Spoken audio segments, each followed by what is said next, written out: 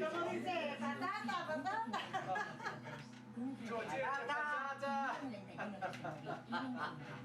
Dale a cantar, cantar. Gorillon, caracol, caracola.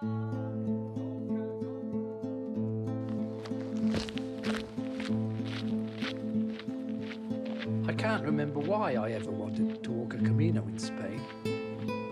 Back then, I wasn't a walker. Most people suspected I was having a midlife crisis.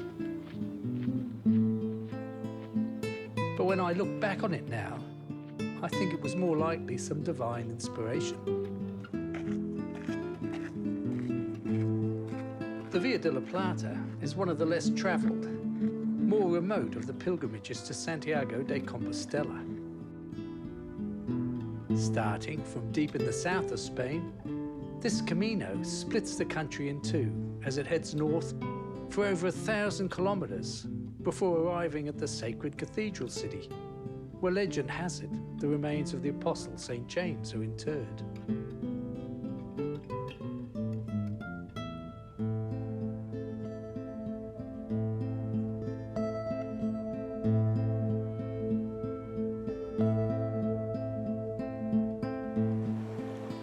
And I was able to talk my great friend Bob into sharing the experience with me.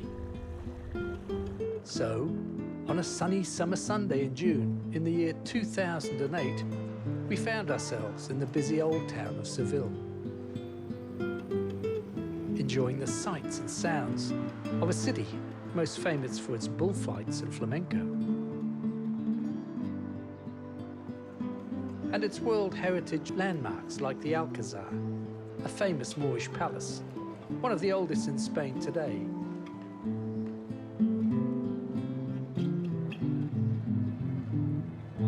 And the imposing Santa Maria Cathedral, the largest Gothic church in the world.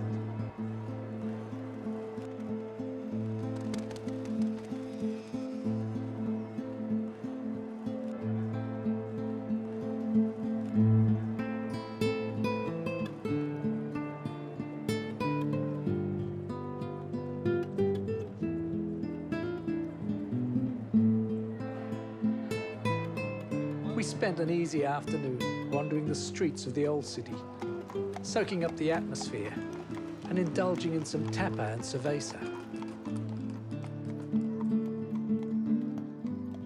Everything seemed perfect for the start of our huge journey north the next morning.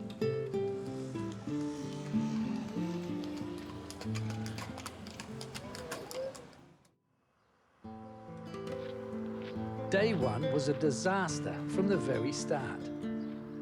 We got lost after only 15 minutes.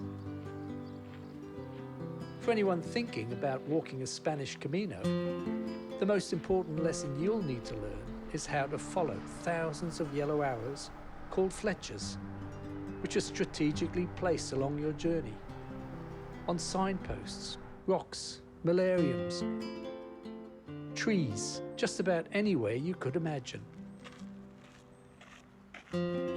Well, we lost the arrows almost straight away. We walked aimlessly around some wasteland on the edge of the city for over an hour until a Spanish jogger, probably feeling sorry for us, pointed us back onto the right path.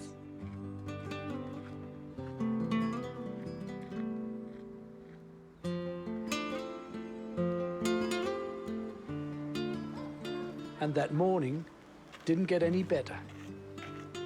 Bob insisted on a sightseeing diversion to the ancient ruins of Italica, a famous old Roman city just outside of Seville.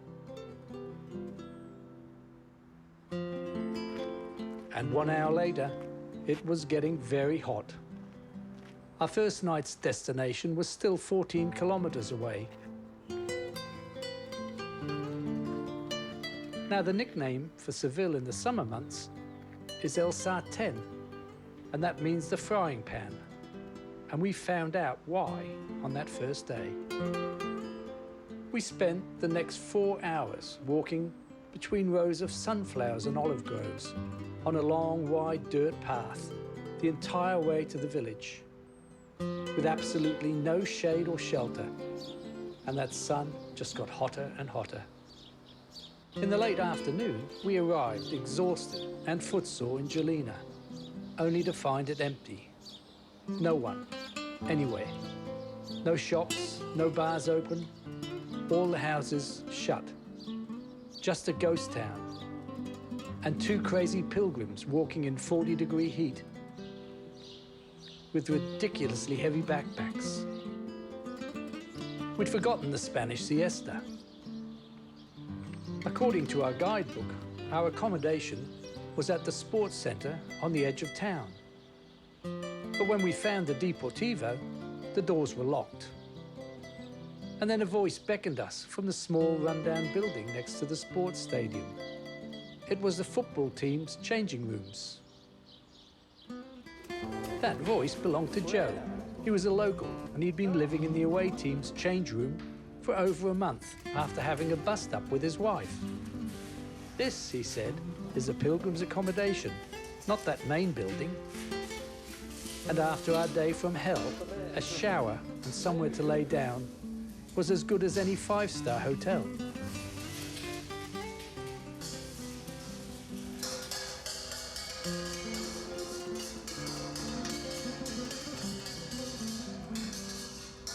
Joe was busy cooking his dinner. He happily offered to share with 2 more peregrinos. So after a meal of egg and chips, we retreated to our tiny room, which had 10 shower heads, an open urinal, and 2 judo mats on a tiled floor.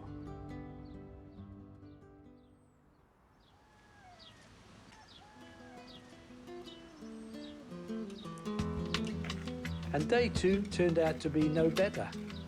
We got lost again. Once again, we missed those yellow arrows. We walked for over an hour to a village where some amused locals at the bar told Bob and I we'd walked in the wrong direction and showed us the road to follow to return to where we started from. Our early start, our good intentions were all for nothing, and it was another long, hot 8-hour day. We were pretty bad at reading instructions from our guidebook. It was about now I downgraded this trip from an adventure to an ordeal.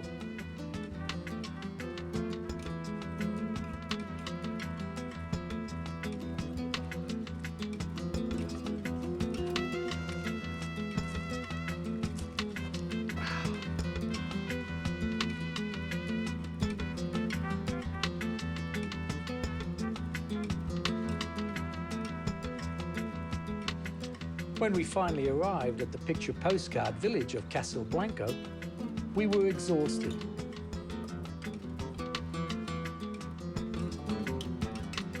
It was some consolation that the albergue had actual bunk beds to sleep in, and we had the place all to ourselves.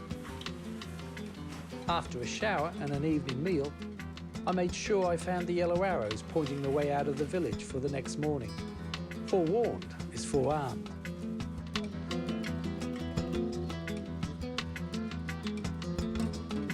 So on day 3, we didn't get lost. Bob and I found the trail leading out of the village. But we always knew it was going to be a tough stage. The walk to Almaden was over 32 kilometers, and the first part on a quiet country road.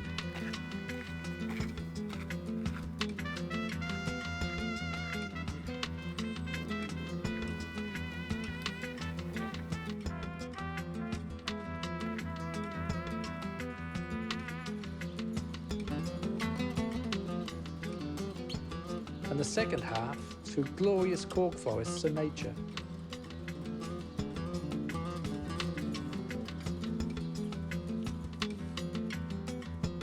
Everything went as planned, but it was another long day, and Bob was slowing down with blisters on both feet.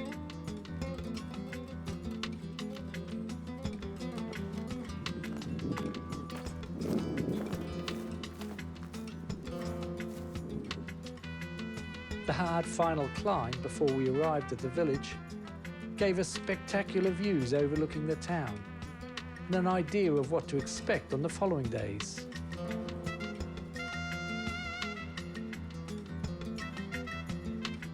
The long walk on the hot tarmac with his heavy pack had taken its toll on Bob's feet, and there was no way he would walk the next day. So at the albergue, we decided he should get a bus and meet me at the next village. And in Almaden, we met our first fellow pilgrims, an older German man called Horst and a Spanish man called Manolo. Hey, bueno. No! Oh, grazie. Manuel, bueno, amigo.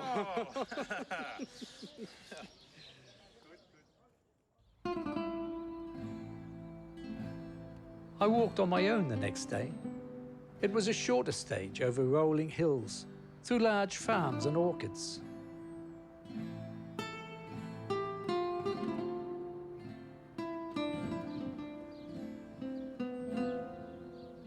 Early in the morning, I encountered the famous black pigs of the Iberian Peninsula, from which the delicacy hamon is made. Hey guys, what do you mean no?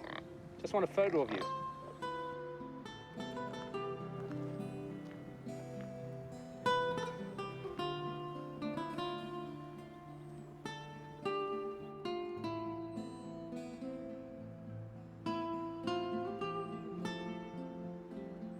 At Real de la Hara, I booked into the albergue with Horst and Manolo.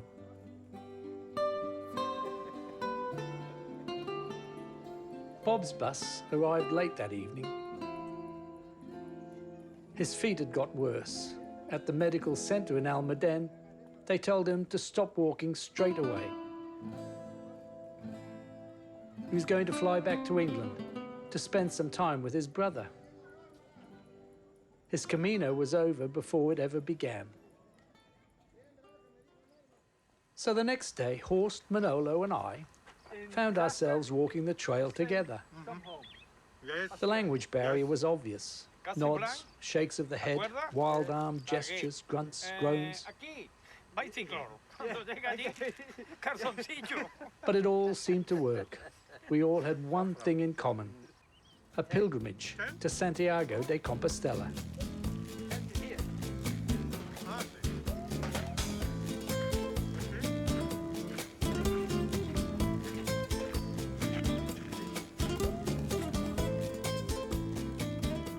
Over the following days, we didn't meet any other pilgrims as we left Andalusia and entered the remote region of Extremadura.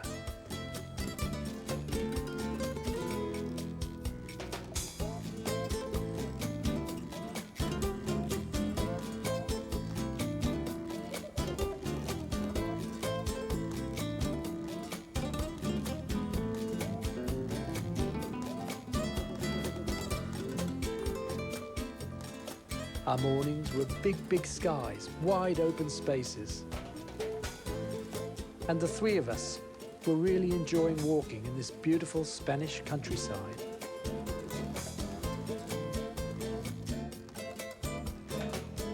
Horst is from Frankfurt in Germany. He's a fit 70-year-old, a vegetarian and a teetotaler. And he's happily married to Ursula, whom he rings religiously every night.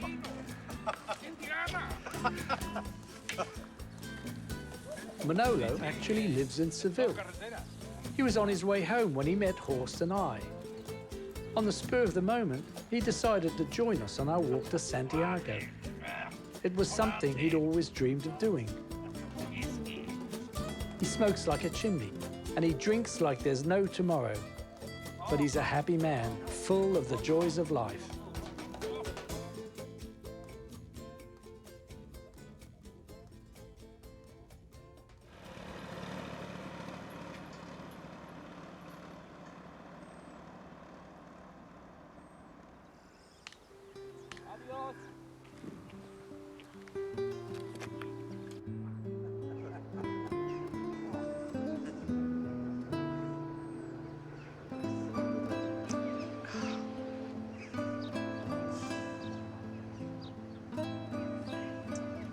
That's good.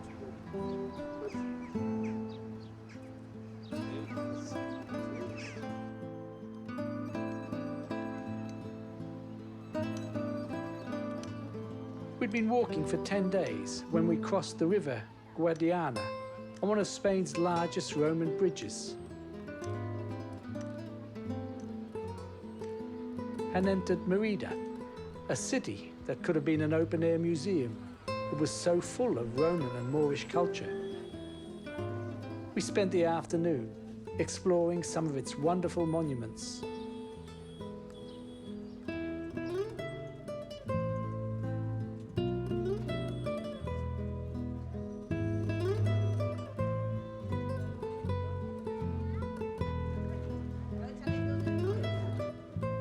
A massive Roman aqueduct, fittingly called the Aqueduct of Miracles, stretches across the north of the city for almost a kilometre.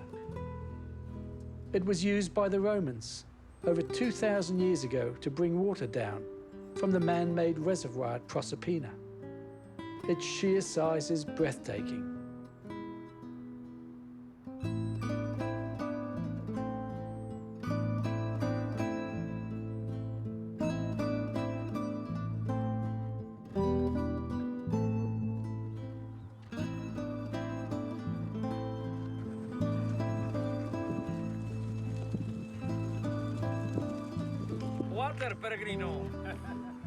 Over the next few days, we suffered from extreme temperatures. The mercury was always touching 40 degrees. Hi. Tu amigo. Sí. Manolo. Host. Who? Sí. Villafranca de los Barros. Sí. In the south of Spain, the hottest part of the day is in the early afternoon. So we were leaving very early on the trail, hoping to arrive before it became unbearable.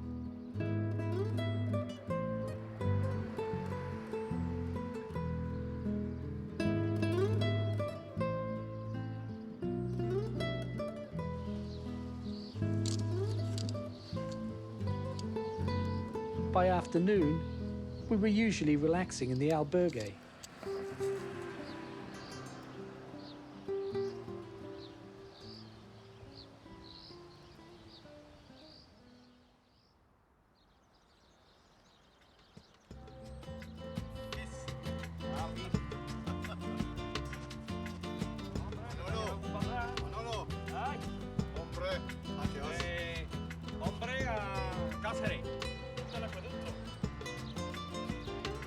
Sí, Tom, Boot y yo, y Manolo. Venga, va. Manolo's daughter, Tatiana, rings him every day, asking him to come home. She cannot understand why he's walking with us when he should be home with her. Ocento. No. Ochengo. No. 89. ¿Cuatro menos? Poco tiempo. ¿Empezamos? It was day 12 of the Camino when Horst suddenly collapsed on the trail, some distance from the village. We sat him down in some shade. His face was grey. He told Manolo he was recovering from cancer. We didn't understand his German explanation, but we could see how distressed he was.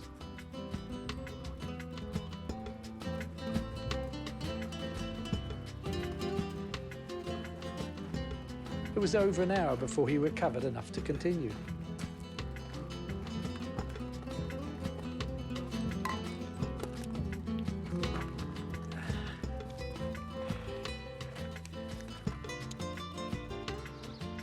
Manolo said he would find someone who spoke German so we could work out how serious horse sickness was. Sentence. Okay. When we arrived at Alcuscar, our night's stay was in a monastery that housed elderly homeless men with mental disabilities. Manolo's wife had called him the night before. She told him he was needed back at work straight away. He'd had an operation and some stents put into his heart over a year before and had been on sick leave ever since. Now, the bus company he worked for was short-staffed. They needed him to come back. He was really disappointed. His dream of walking to Santiago would have to wait for another day.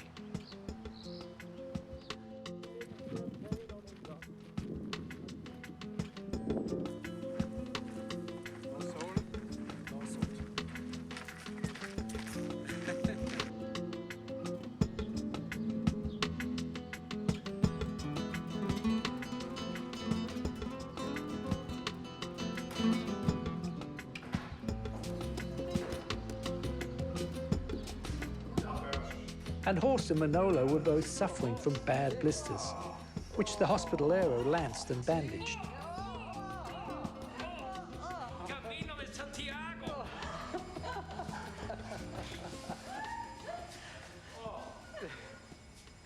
Hasta luego.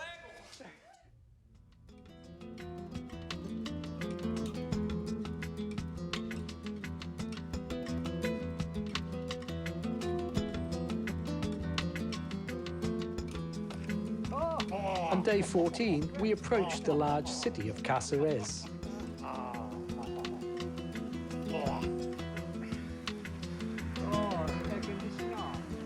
Romanos. The temperature was again touching 40 degrees, and we were all suffering in this heat. Grande pueblo. Grande. Grande cerveza. Yeah, sí.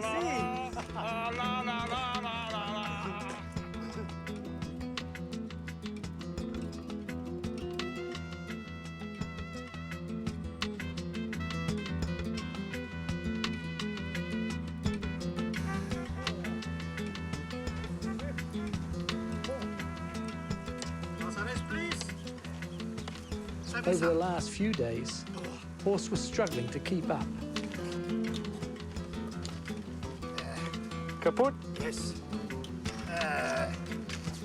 Boah.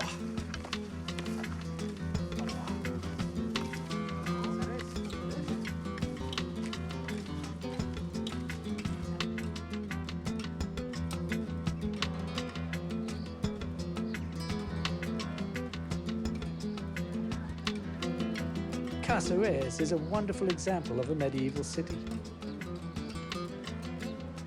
The old town, with its cobbled streets, is contained by Arab walls set amongst medieval homes and palaces, and towers that dominate the skyline.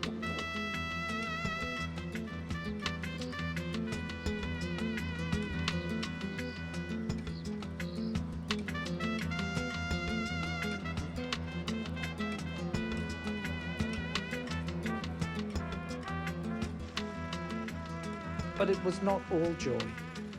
Manolo was leaving us to return to Seville. We'd become a team and formed a wonderful friendship. Now he was going home. I was going to miss him. He was a larrikin, always making jokes, always making light of the situation. But he was also very kind and caring. He was a great travel companion.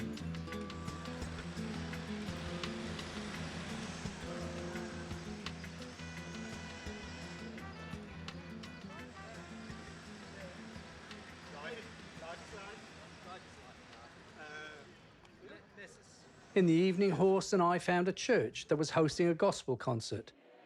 And it was a nice distraction from the emptiness we felt at losing Manolo.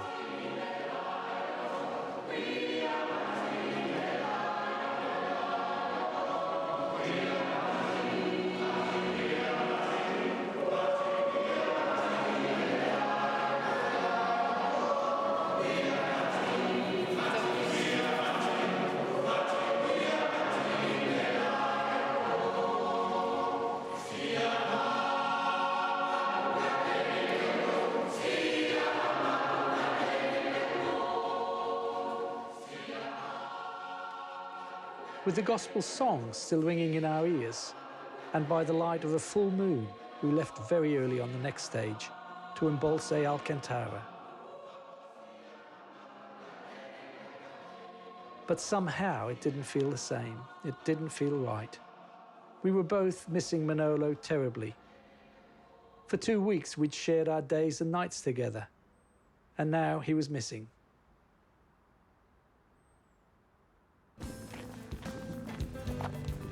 And it was a long, hot day. We walked the last 4 kilometers without water on the hot tarmac. After 10 grueling hours, we reached the albergue at Alcantara, which could have been mistaken for an old World War II bunker. Horse was a lot worse for wear. We really struggled those last few hours and couldn't have gone much further. Hola. Hola. Andreas. Dime. Hospitalero. Hospitalero. Del embalse de Alcántara. Sí. In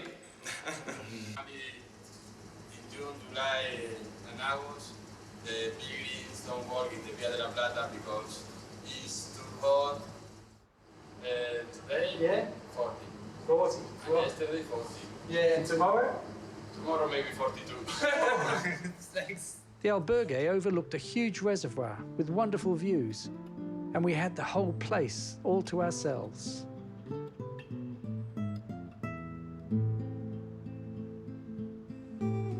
After a big meal, Horst retired early to bed, slept long into the next morning.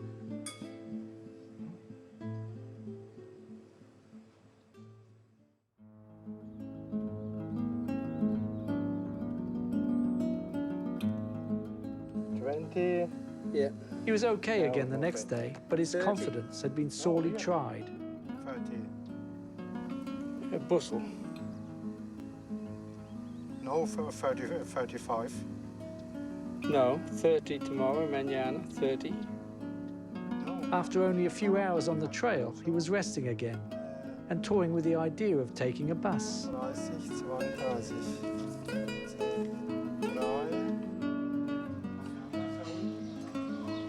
From now on, at the tiny village of Grimaldo, we planned ahead. We discussed some easier walking days, shorter walks, longer rest stops. Maybe hotel, look, on motorway, on motorway. Yeah. Oh. Maybe, and then 20 to Camino. Good. And then, so after Salamanca.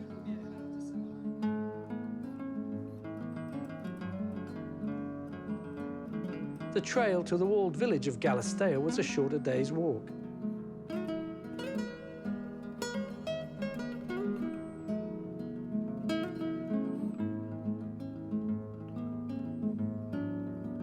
That evening, Horst showed me his return airline ticket to Frankfurt, with this day's date on it. He'd only ever planned to walk 2 weeks of the Camino from Seville, but now he wanted to go the whole way to the sacred city. Nice to meet you. Who is the best here? A Horst? Yeah, a host. Show. This is Shoah. Korean French. This is the first time on TV.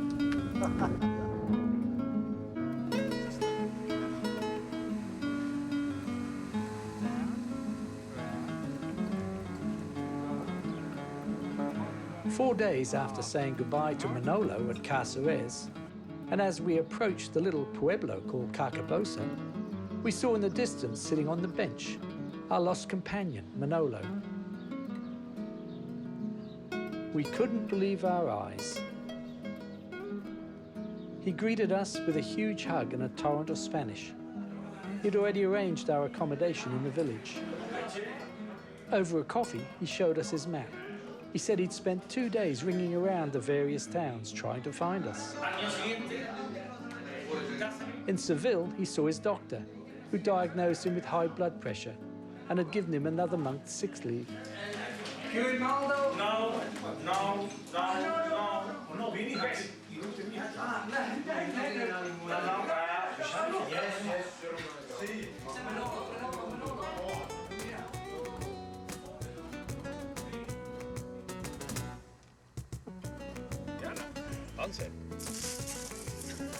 It was so good to have Manolo back with us on the trail. His enthusiasm and humor gave us all a new energy and I noticed a big change in Horst.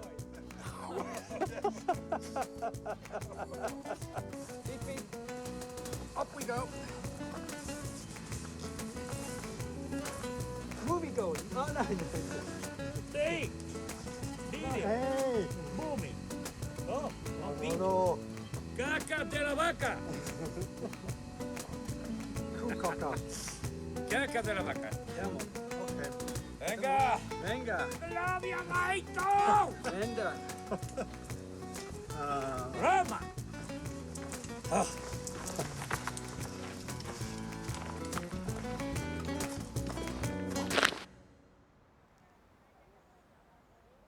It was day 20 of our Camino, and somehow we got terribly lost after visiting the famous Arca Capara.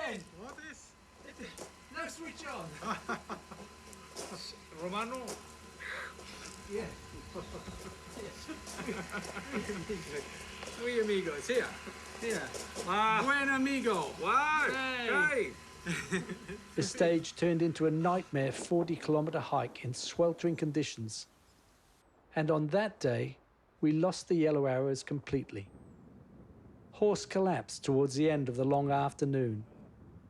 While I stayed with him, Manolo unselfishly walked for over an hour to a motorway hostel and arranged for a car to come back and pick us up.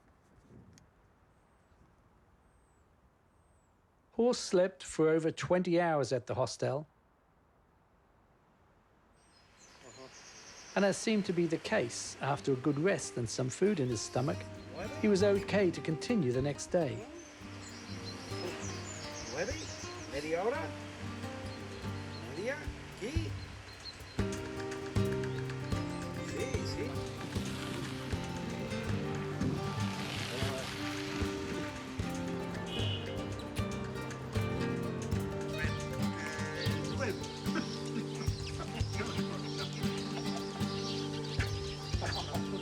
Our next stop was a large communal albergue at Fuente de Roble, and a chance to meet Father Don Blas, a great advocate of the Via de la Plata, and an inspiration for all the pilgrims who walk this Camino.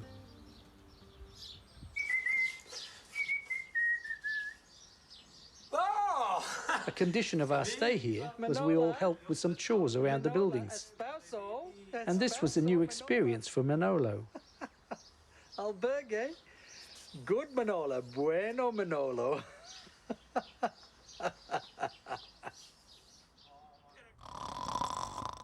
Ask anyone who's been on a Camino, and they will agree that there'll be nights when you'll get no sleep whatsoever. Horst for some time had been denying he was in the habit of snoring. He'd even blamed Manolo as being the culprit.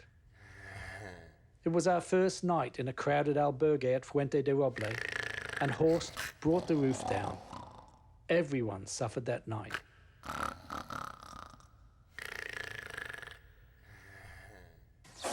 Forget about the sleeping bag and backpack and everything.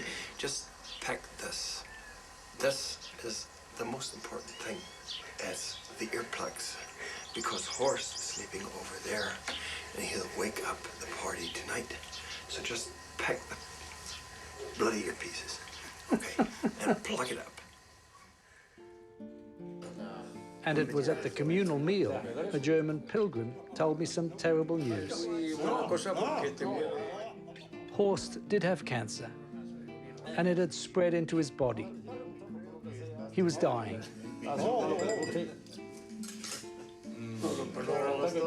The cancer was inoperable.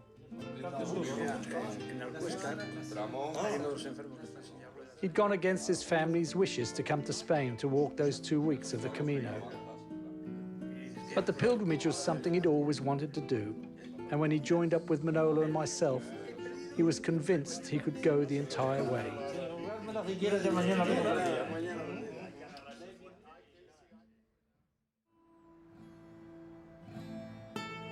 Manolo was as shocked as I was.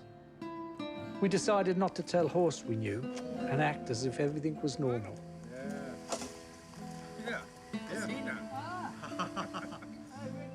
We were nearing the halfway mark of this Camino when we finally met the wind turbines that had been on our horizon for these last weeks. when we climbed the Pica Duena.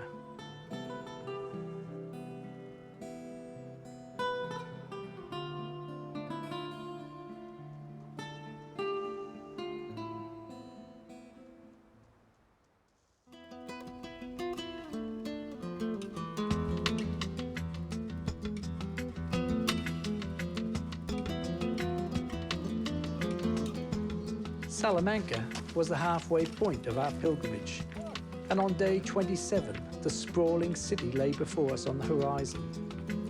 We crossed the vast plains, where in 1812 Napoleon's forces were defeated by an Anglo-Portuguese army under the Duke of Wellington. The heat that had been with us from the start had never left us. At the outskirts of the city, we rested by the Pilgrim's Cross, erected in honor of all the peregrinos that walk this camino. No perdão!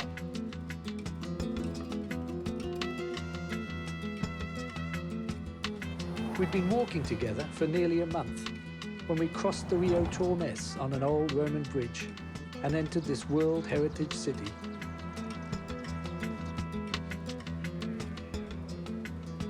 Salamanca is called Spain's Golden City, and it's a feast of beautiful architecture.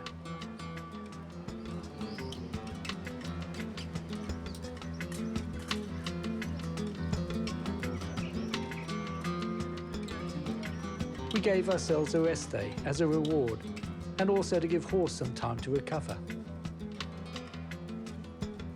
And it was a very special moment for Horst, and he promised to celebrate with a large beer. Later on that evening, he was even happier, because now his wife and children were no longer begging him to return home. Instead, they were wishing him well and supporting him on the second half of this Camino. Looking good? Yeah, you guys are really Salamanca. Good on you.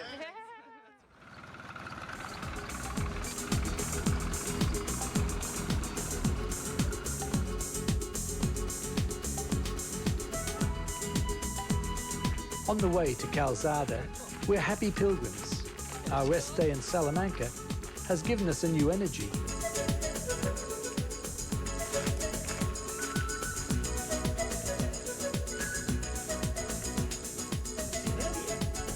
That evening at the albergue, Manolo is not a happy man.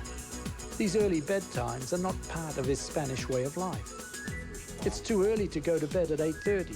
Fürchterlich. English? So we pass the time with some English lessons.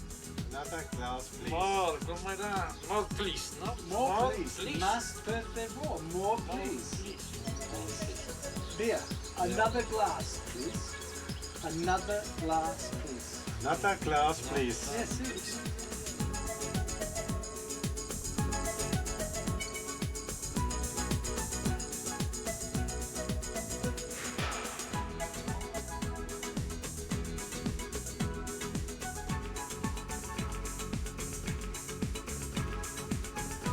Horst has reluctantly agreed to share his backpack weight with us, and I carry his sleeping bag and toiletries, and Manolo carries his water. 1 or 2 kilograms makes a big difference on your back when you're walking a long day. On the outskirts of Zamora, we've been walking together for 600 kilometers. No. Oh, idiot, no! No, it's pausa.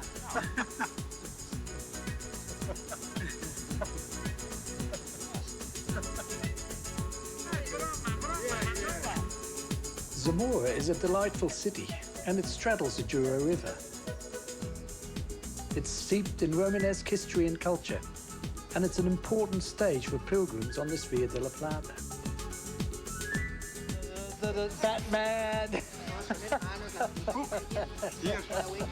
Sexy. Sexy. Camino!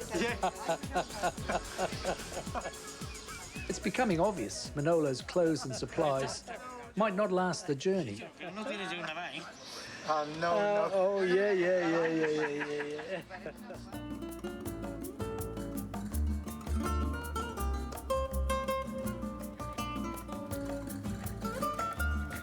Since Salamanca, we've been walking in Castile and Leon, the largest region in Spain, an area of wide open spaces, arid hills and valleys, and a treasure trove of Roman and medieval culture.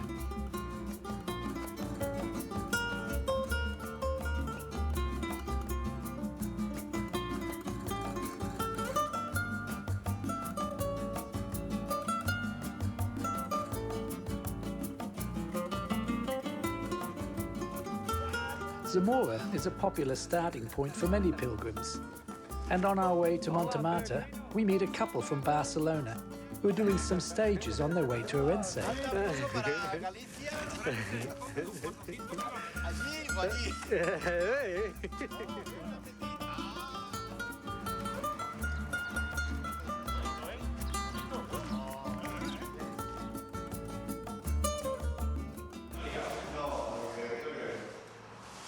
So that evening, Manolo finally has some Spanish friends to talk to in his native tongue, after spending so long trying to understand both our languages.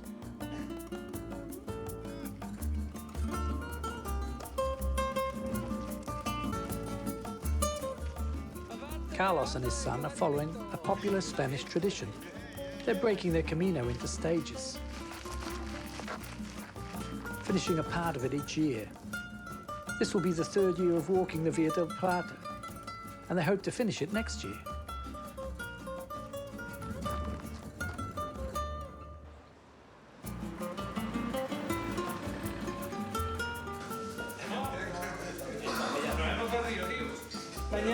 Mañana, Mumbai. At the albergue at Santa Cruz, our pilgrim numbers have swelled, and all the talk is about how big an appetite Horst has as he devours his menu del dia.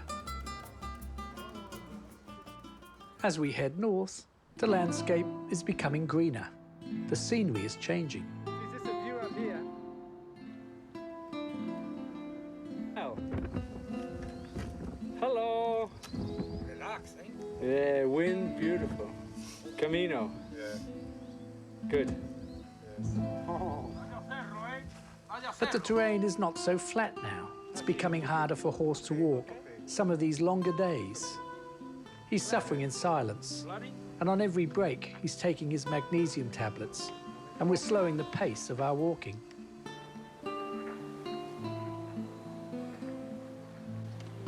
On these very long, hot days, the biggest disappointment for a pilgrim is to come to a village and find the only bar is closed. Bar. No? No. Oh God. No bar? Oh, God. No bar. No bar. Oh God. This pilgrimage is known for its long stages. And on the way to Puebla Sanabria, on day 35, the journey is almost 30 kilometers.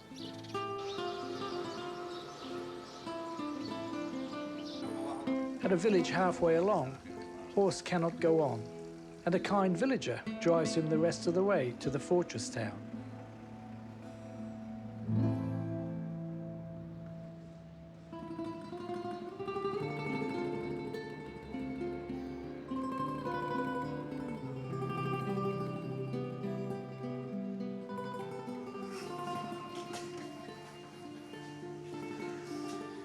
Painting, sewing, misas. Oh, y no español. Misa, paseo, no. Manolo's pack is falling apart, so he needs to do some running repairs.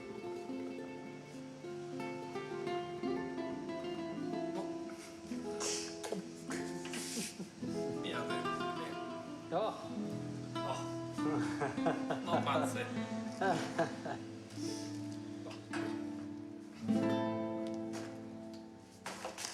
Mommy.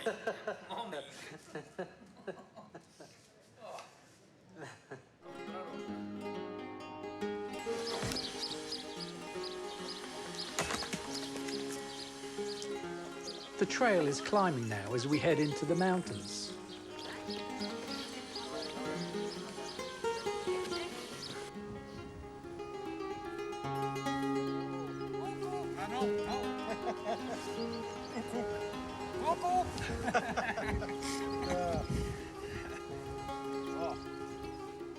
Our Spanish friends have moved on ahead as we take some easier stages.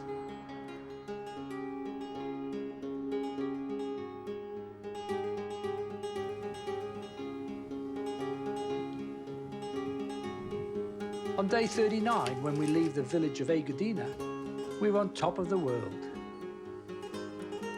Below us was the Encores des Portas Reservoir, snaking its way through the mountain ranges.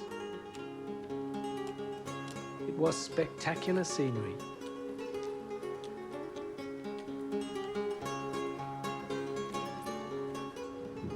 When we stopped for a break at the tiny village of Camposeras, Horst couldn't go on. He was trembling uncontrollably. It was barely 10 o'clock in the morning, and we booked him into the only hostel in the village and put him straight to bed. Manolo and I took it in turns to stay with him throughout the day, and he slept until the following morning.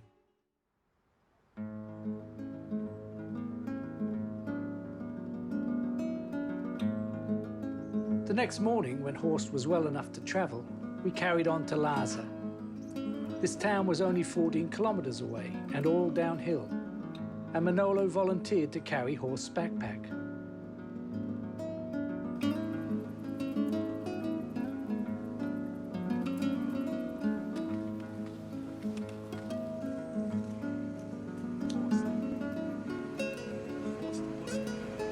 At the albergue, while Horst was sleeping, we discussed stopping our walk to Orense and maybe taking a bus for those last 100 kilometers to Santiago.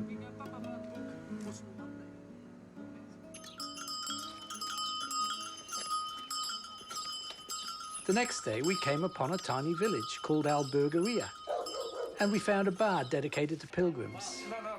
It was full of scallop shells, a well-known symbol of the Camino, and we're happy to add our names to the thousands more hanging from the walls and ceilings.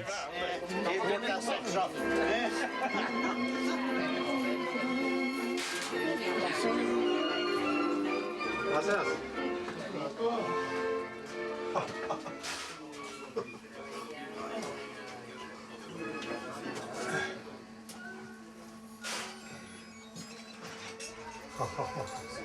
Good. Bueno.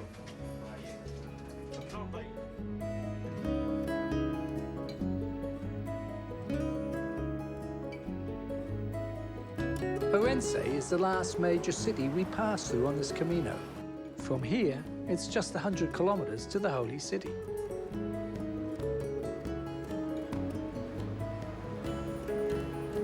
Horst is determined he's going to finish his Camino. He's not going to get a bus after coming this far, he says. We spent an extra 2 days in a pension in the city, so Horst could recover his energy for those final stages of the pilgrimage. He insisted we went to Mass with him that evening, pray to St. James to help him on his journey.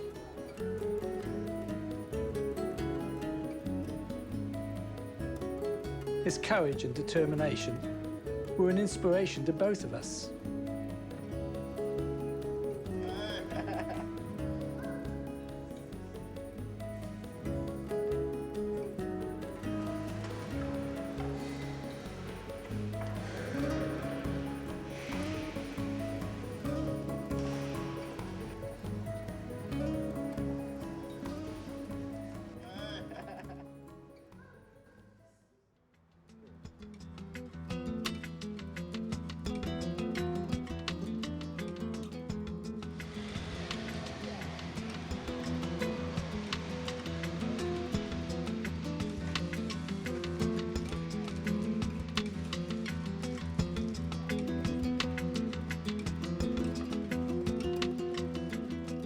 And more pilgrims have joined the trail. Our mood is good, and we're traveling on through the little towns and villages of Galicia.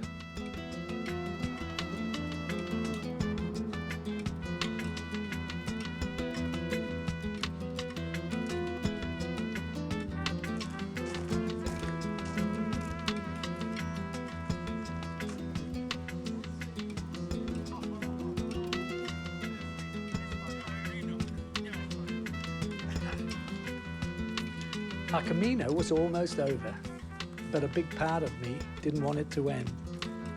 For the last 7 weeks, my life had been so wonderfully simple. I didn't have a care in the world, and my companions had become as close as any brothers. They'd shared my experiences day and night, good and bad. But soon, it would be over.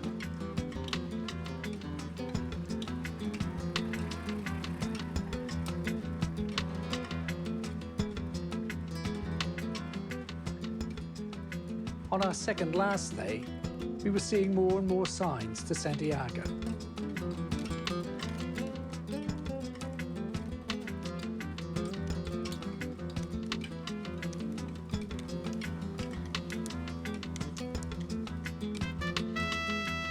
Our last stage of the Camino, we stayed at the remote albergue in Ontario. One last time to do our washing.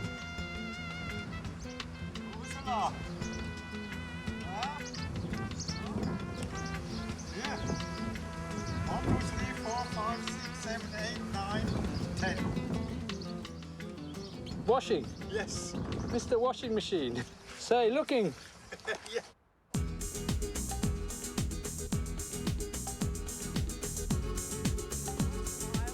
Our final walk to Santiago began on a cloudy morning. Santiago. Kick, kick, kick. Yes. Walking through a forest before arriving at the outer suburbs of the large city.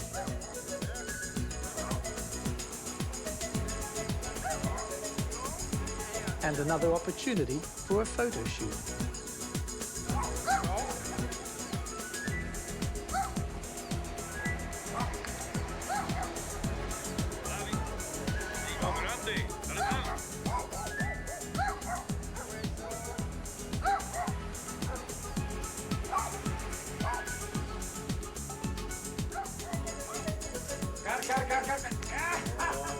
From about 3 kilometers out, we saw the first glimpse of the twin spires of the huge cathedral.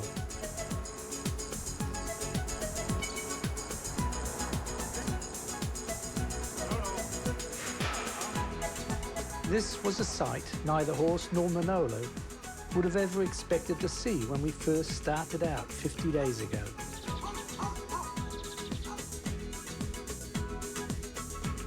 We continued up the final hill into the old city, and then into the huge square that lies before the cathedral.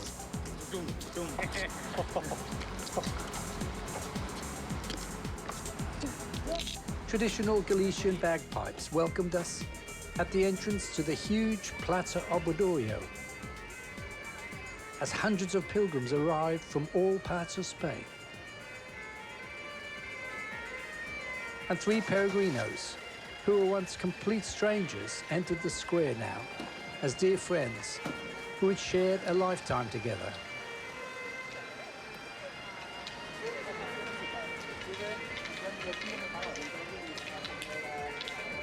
After 50 days and nights and over 1,000 kilometers, we'd finally arrived.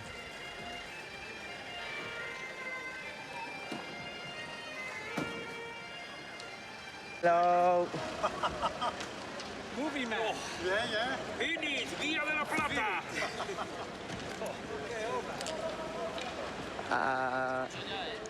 Okay. The beautiful twin spires of the cathedral towered above us.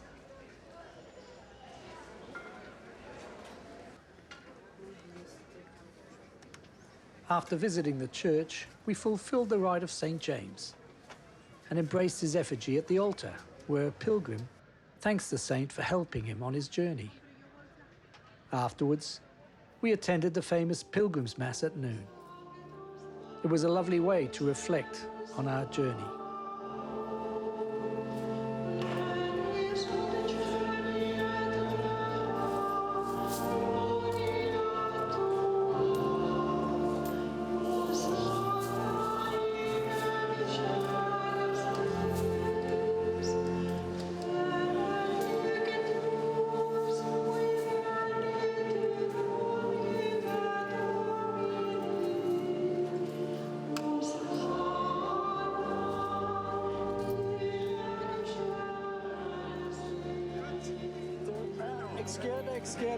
Then we adjourned to a nearby bar and celebrated.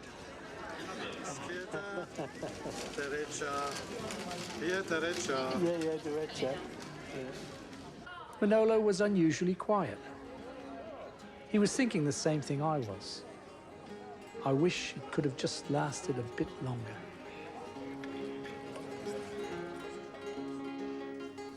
The following morning, we took a bus to Fisterra, a village by the sea. The first day for almost 2 months when we didn't have to put on our backpacks.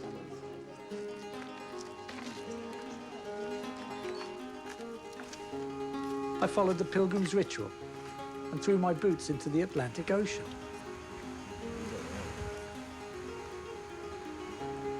Their job was done.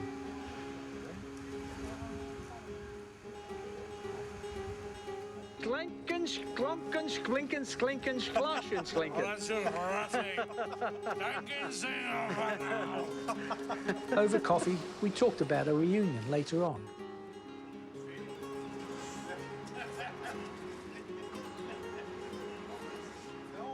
That evening, we said a sad farewell to Horst as he took a coach for his long trip back to Frankfurt.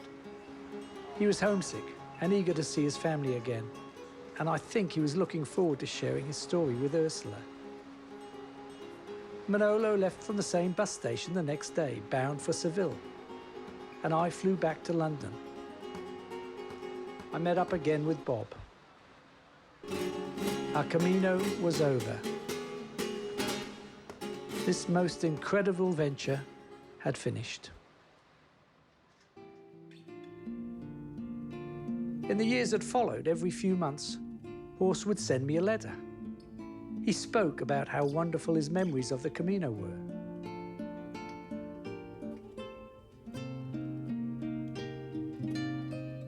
He was enthusiastic to do another Camino with the both of us. Lieber Hugh, viele Grüße aus Old Germany von Horst. Auch für dich. He said his guardian angel would help him.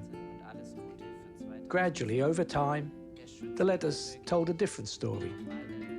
The cancer was getting worse and he was suffering badly. And then he was in hospital receiving treatment.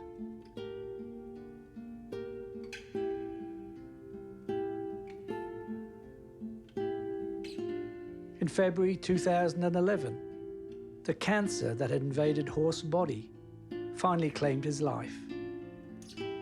I don't think he needed his Compostela to get into heaven. God needs men like Horst Beck.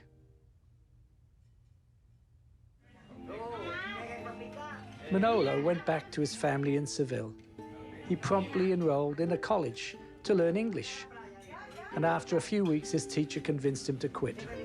Try something else. Don't waste your time. So he retreated to his house in the country to live among his dogs, his cats, his goats, his chickens, and his donkey. There was no reunion. And as for me, I've walked the Camino ever since. Other pilgrims will tell you it can become an addiction of the soul.